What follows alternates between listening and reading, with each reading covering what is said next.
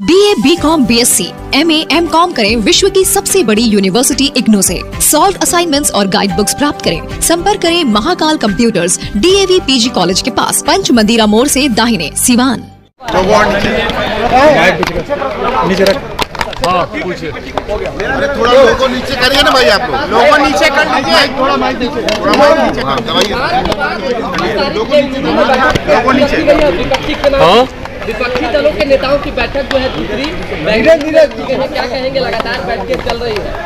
भाई क्या कहना क्या है, विपक्षी एकता का प्रयास कर रहे हैं। बहरहाल पहली बार थोड़ी गंभीरता जरूर विपक्षी एकता में देखने को मिली है।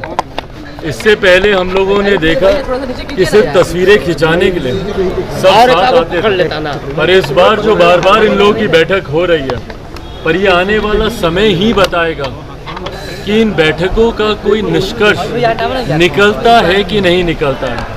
देखिए स्वाभाविक है, एक साथ एक मंच पर आकर चर्चा करना आसान है, पर साथ मिलकर और ख़ास तौर पर कई ऐसे राज्यों में साथ मिलकर चुनाव लड़ना जहां पर एक दूसरे के खिलाफ ही जिनकी राजनीति हमेशा से रही है, राज्यों का नाम लेने की जरूरत नहीं है, पर कई ऐसे उदाहरण हैं जहां पर जो दल साथ में बैठे हैं उनके खिलाफ ही उन लोगों ने अपनी राजनीति करने का काम किया है। तो ऐसे में चुनाव में जब ये लोग जाएंगे तब तक क्या ये विपक्षी एकता बरकरार रहेगी?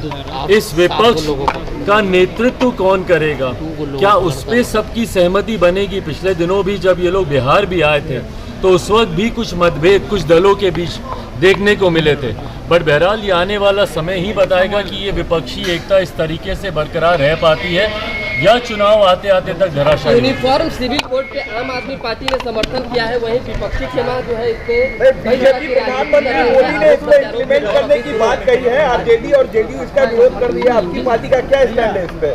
भाई देखिए, यूनिफॉर्म सिविल कोड की जहाँ तक बात है, भारत विभिन्नताओं का देश है और भारत की खूबसूरती ही यही रही है कि जितनी भी विभिन्नताएं हैं यहाँ पर, हर किसी को अपनी पहचान इस देश में रहते हुए मिली है।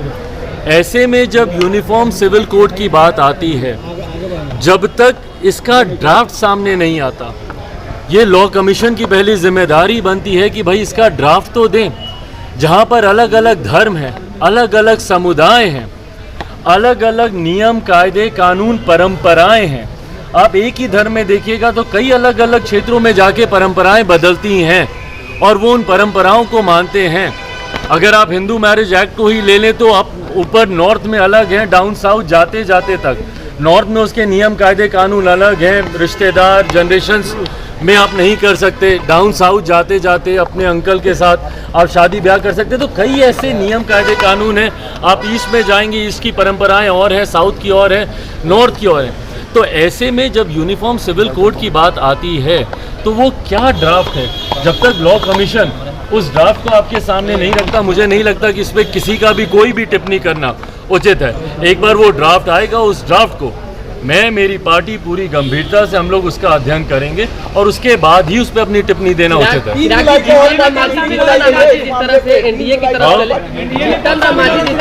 की तरफ चले गए, अब तक आपका स्टैंड क्लियर नहीं हो पाया है। अरे प्रभु, ये कोई चर्चा का विषय थोड़ी है कि मैं किसके साथ जा रहा हूँ नहीं जा रहा हूँ। मैंने बार बार इस बात को कहा, सही समय आने पर, आज चुनाव तो नहीं है ना भाई, ना ही कल चुनाव आ रहे हैं, ना ही कोई चुनाव की अधिसूचना अभी आई है।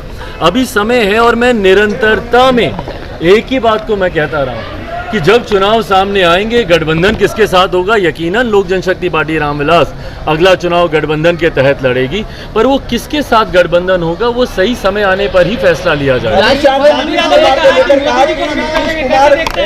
शाह ने कहा कि नीतीश कुमार पलटू है, उन पर भरोसा नहीं किया जा सकता है, हर बार पाला बदलते हैं, ऐसे के साथ कैसे सरकार हम चला सकते हैं? भाई ये बात भारतीय जनता पार्टी से बेहतर तो कोई नहीं जान सकता। कितनी बार नीतीश कुमार जी ने उन्हें धोखा देने का काम किया है। तो ऐसे में जब आदरणीय केंद्रीय गृह मंत्री अमित शाह जी ने इन बातों को रखा है तो वो सही बोल रहे हैं इस बात को लेकर। नीतीश कुमार जी ने ना सिर्फ भारतीय जनता पार्टी को बल्कि हर उस गठबंधन को और अपने ही हर उस नेता को धोखा देने का काम किया जिनका साथ लेकर इन्होंने आगे बढ़ने का प्रयास किया। भाई दूसरे दल तो दूर की बात है, जिन्होंने अपने नेताओं को नहीं छोड़ा हो। कोई भूल सकता है इन्होंने जौहर साहब के साथ क्या किया, या दिग्विजय बाबू के साथ क्या किया, या शरद यादव जी के साथ क्या किया, या इनकी अपनी पार्टी के नेता आरसीपी जी जो आज इनसे अलग हुए हैं, उनको किस तरीके से इन्होंने प्रताड़ित करने का काम किया। समय समय पर अपने स्वार्थ के लिए गठबंधन को बदलने के लिए जिस नेता ने घटक दलों को धोखा देने का काम किया, तो ऐसे में उनको आईना ही दिखा रहे हैं मौजूदा गृह मंत्री जी। एक सवाल है, चिराग जी कहा जा रहा है एनडीए की तरफ से ये चीजें चर्चा चल रही है कि चिराग पासवान चाह रहे हैं कि हाजीपुर सहित 6 लोकसभा सीट मिले, उसके बाद ही कुछ डिसीजन लेंगे, ऐसा कुछ है क्या? भाई हाजीपुर सीट पर तो कोई चर्चा की गुंजाइश ही नहीं है ना। हाजीपुर मैं पहले भी कह चुका हूँ, मेरे नेता के अधूरे कार्यों का, किसी भी पुत्र का धर्म होता है कि वो अपने पिता के अधूरे कार्यों को पूरा करे। ऐसे में जब आज मेरे पिता इस दुनिया में नहीं है, तो हाजीपुर की एक बड़ी जिम्मेदारी है जो कि पुत्र होने के नाते मुझे निभानी है। जमुई का क्या होगा? जमुई का फिर क्या होगा सर? अरे गर्दन छोड़ दिया। सिवान में न्यू शू एम्पोरियम दे रहा है Naik, Adidas, Reebok, Puma, campus तथा अन्य सभी ब्रांड के जूते और चप्पल पर भारी डिस्काउंट। तो आज ही चले आइए Sadhu plaza opposite HDFC bank, Chhapra road, Siwan. अधिक जानकारी के लिए कॉल करें। अब दांत, खाज, खुजली एवं दिनाई का इलाज कराना हुआ आसान, क्योंकि Asia Shabbir health care doctor Abuzar Hussain द्वारा कंप्यूटर से चेक कर किया जा रहा है बेहतरीन इलाज। तिल, मासा, मुहासे रोकना, झुर्री एवं छाई हटाना, डर्मा रोलर और PRP भी होता है। चेहरे के गड्ढों को लेजर मशीन से भरना या लेजर मशीन से मोटापा घटाना हो तो आज ही चले आइए Asia Shabbir health care doctor Abuzar Hussain. पता है रेलवे स्टेशन के नजदीक सिसवन ढाला के पास, सिवान। अधिक जानकारी के लिए